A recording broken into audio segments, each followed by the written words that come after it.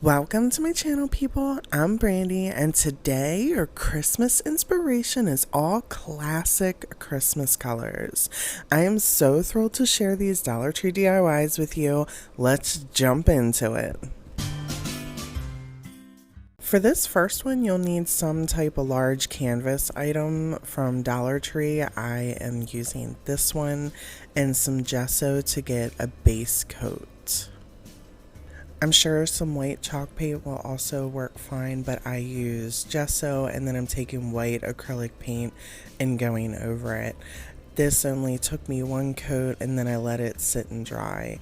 These large popsicle sticks I purchased from Hobby Lobby, and we're going to take some green and some red and kind of create our own custom type stain for the outer frame of this little DIY. Really love how this green stained these popsicle sticks. It turned out so cute. And then I really just dry brushed some red on here. You could also create a stain with this as well with some water, but I just kind of wanted to have some bold pieces stick out and dry brushed it. Then I cut the popsicle sticks down to size for the edges.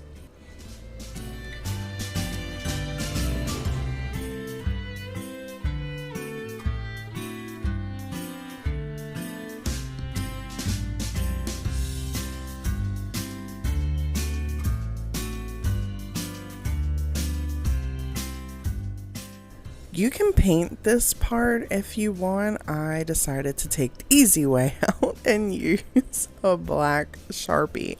This did not take me any time at all to just kind of draw what is this? What am I drawing? A little line for lights. This is supposed to mimic some Christmas lights. And now I don't know why my Sharpie was dying out on me. This was a new Sharpie, but it was dying out on me. So make sure your Sharpie is okay. Then I took some paint and just freehanded these little letters on here in different colors to make it look like they're all just little Christmas lights. You could use, if you have Cricut, I was going to use my Cricut. However, I really wanted to just let people see that they can create this without using a Cricut or having any fancy type of machine to create the wording. Or even use stickers or rub ones. I don't know that you could use a rub one necessarily on this canvas just because it is kind of flimsy in the center, so it might not work out so great. But just some options for you guys if you wanted to create this yourself.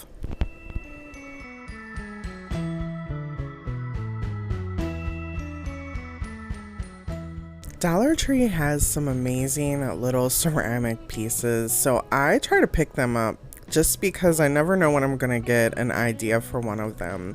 And for this DIY, I'm just really creating a little ornament type thing to hang out.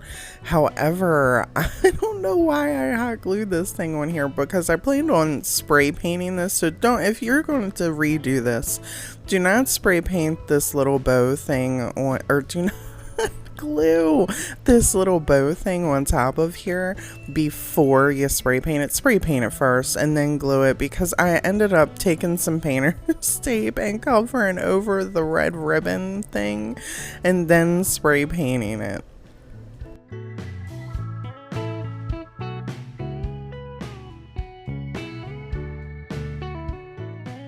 A little tip, you do want to put a sealer whenever you're spray painting ceramic that is finished. It is glossy, so it will have little nicks in it before you start working on your project. It will still get some little nicks in it. If you want to wait the 24 hours for it to completely cure, it's a little bit more stable. However, I did not, so there are a few nicks at the bottom, but just a little tip for you guys. Dollar Tree was killing it for me this year with these little metal pieces. I've picked up some of them and I wish I picked up more of them.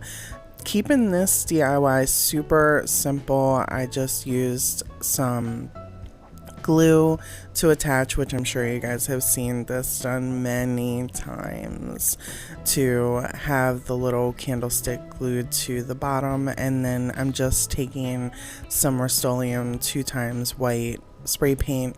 This is just a little greenery piece that I had laying around that I just spun into a circle, and I'm putting in here to give it like a farmhouse style rustic look with a little acorn.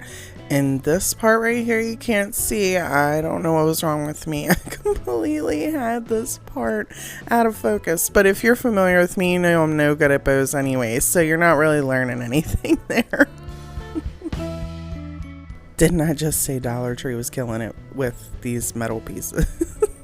So here's another one. I love this piece. It's, oh, here, I'm actually showing you the spray paint. I'm failing as a YouTuber. I don't know why I didn't do that in the rest of the video.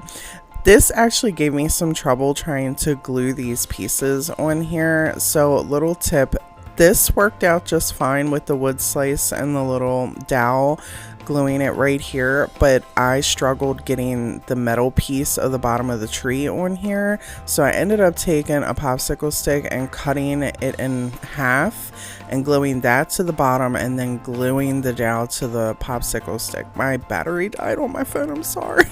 So you didn't get to see me huffing and puffing over that.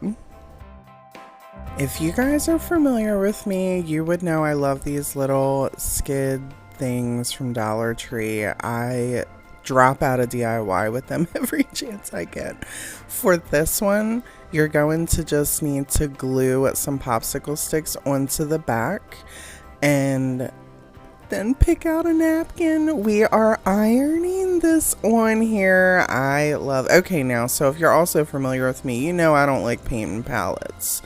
This is not the most efficient way to do a palette. However, when I do iron on napkins to any type of wood surface, I prefer painting and making sure it's nice and thick. And then I take some Mod Podge and put it on so heavy and let this dry for about 2 hours.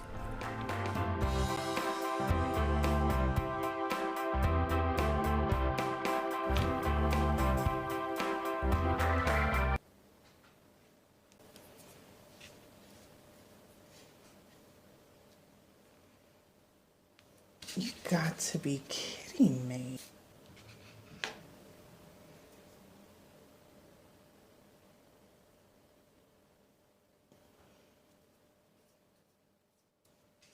People, this is literally like my favorite Mod Podge brush, and I don't know what its problem was, but it was falling apart, and I was just, I quit. I didn't even film all of it, but that brush, there is definitely pieces stuck in that Mod Podge underneath this napkin. Don't tell nobody. Okay, anyhow, I cut the napkin down to size, and then you're going to want to peel the back layer off of the napkin before you take your wax paper and your little iron and iron the napkin on there. If not, I made the mistake before. It's not a big deal. It just does come apart a little bit, but some Mod Podge just seal it right back on there. Make sure that when you're ironing, you do this really well on the edges, but be mindful because it will stick. See how it's stuck a little bit there? If you do not have the napkin covering your Mod Podge, it will stick a little bit to the wax paper.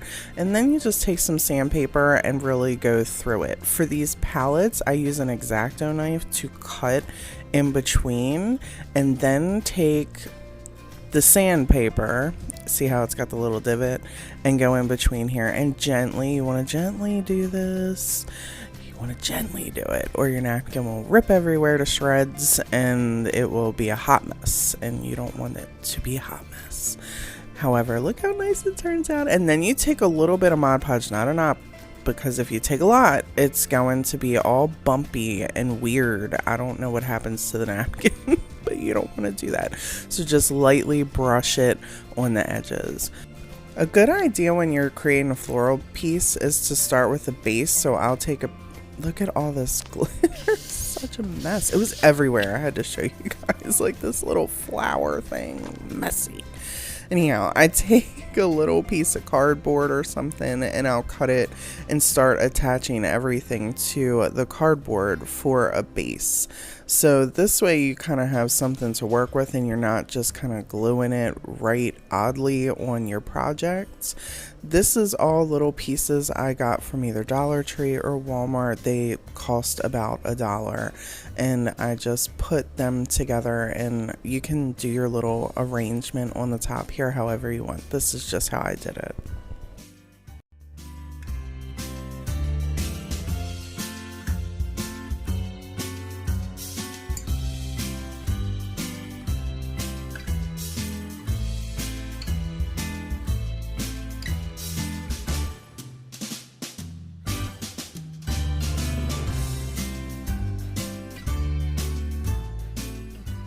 Here we are, people. Let me know in the comments down below if you have a favorite DIY today. I think my favorite is that little ball, the little ceramic ball. I don't know. I think I like all of them equally today. They're all so amazing. Also, do not forget that I am doing a giveaway at the end of this month. There is an announcement in my playlist for my Christmas celebration of inspiration.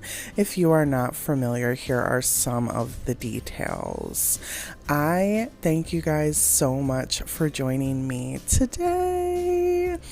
Please give me a thumbs up before you go, and don't forget to hit that subscribe button if you want to see more videos with me. Each like, each comment, and each subscriber tells YouTube to suggest my content. Until next time, bye!